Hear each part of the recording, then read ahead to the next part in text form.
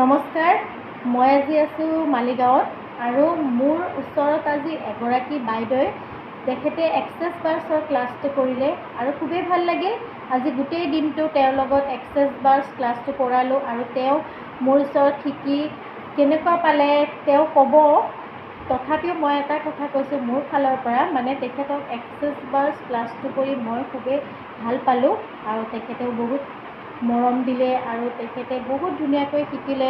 যদিও আজি তেখেতে ফাৰ্ষ্ট ক্লাছ শিকিছে, তথাপিও তেখেতে বহুত ধুনীয়াকৈ মানে প্ৰেক্টিকেলখিনি কৰিছে আৰু এতিয়া তেখেতে ক'ব তেখেতে আজি এই ক্লাছটো কৰি কেনেকুৱা পালে। নমস্কাৰ, মই এক্সেছ বাৰৰ বিষয়ে বহু দিনৰ পৰা শুনি আছিলোঁ। আকৌ হঠাতে সিদিনা দেখিলোঁ ৰাস্তা বেগমৰ এটা ভিডিঅ'। দেখি মই ইমান আপ্লুত হৈ গ'লোঁ যে মই নিশ্চয় শিকিমেই এইটো। তেনেকৈ ঠিক এটা জেদ ভাৱ লৈ কিনে মই ৰাস্তা বেগম মেমক ফোন কৰিলোঁ। ফোন কৰাৰ পিছত যোগাযোগ কৰি আজি তেওঁৰ লগত এই মনৰ আশাখিনি পূৰণ কৰিলোঁ। আজি ইমানেই ভাল লাগিছে মোৰ, কিবা এটা যেন মই খুব নকৰা কাম এটা কৰি দিলোঁ আৰু মনত এটা মোৰ সাহস আহিছে যে নাই মই পাৰিমেই। মোৰ যিটো নিগেটিভিটি আছে সেইটোতো মই সফল হ'ব পাৰিম বুলি মনৰ এটা বিশ্বাস। নাজানো কি হয়, কিন্তু মোৰ মনত এটা ভাল লগা এটা পৰিৱেশ এটা সৃষ্টি হৈছে। সেইকাৰণে মই খুব হেৰি কৰিছোঁ আৰু ৰাস্তা বেগমক ইমানেই ভাল লাগিছে, নিজৰ যেন কিবা আপোন মানুহ এজন।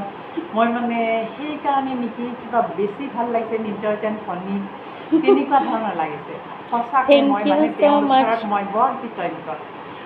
যি হওক আজি মোৰ এইখিনি আপোনালোকক জনাব পাই নিজেই সৌভাগ্য বুলি ভাবিছোঁ। আৰু এই যে এইখিনি ল'লোঁ মই এক্সেছ বাৰটো ল'লোঁ, কিন্তু মই যিমান দূৰ পাৰোঁ এতিয়াৰ পৰাই আজিৰ পৰাই মই চেষ্টা কৰিম এইটো কৰিবলৈ আৰু এইটোৰ কাৰণে মই প্ৰতিজ্ঞাবদ্ধ। পিছলৈ আপোনালোকক আকৌ লগ পাম, নিশ্চয় মই প্ৰকাশ কৰিম দেই। ধন্যবাদ। এখেত বাইদেৱে আজি এক্সেছ বাৰ্ছ ক্লাছটো কৰি এখেতে ইমানেই ভাল পালে, তেওঁ ছেকেণ্ড ক্লাছ কৰিবলৈ তেখেতে ৰেডি হ'ল অলৰেডি আৰু তেওঁ ফেচিলেটৰ হ'বলৈ তেখেতৰ বহুত মন। আৰু এই যিটো এক্সেছ বাৰ্ছ ক্লাছটো কৰিলে, প্ৰথমতে তেওঁ এটা এক্সেছ বাৰ্ছ ক্লাছ বুলি কওঁতে তেখেতে কিবা বেলেগ ভাবিছিলে, কিন্তু আজি ক্লাছটো কৰি তেওঁ মনত এনেকুৱা এটা পজিটিভনেছ আহিল, তেওঁ ছেকেণ্ড আৰু থাৰ্ড ক্লাছৰ কাৰণে তেওঁ মন কৰিলে। আৰু ধন্যবাদ, আগলৈ আৰু আগুৱাই যাওক আপুনি আৰু আপোনাৰ মনৰ আশাবোৰ সকলো পূৰ্ণ হওক বুলি মই আশা কৰিলোঁ।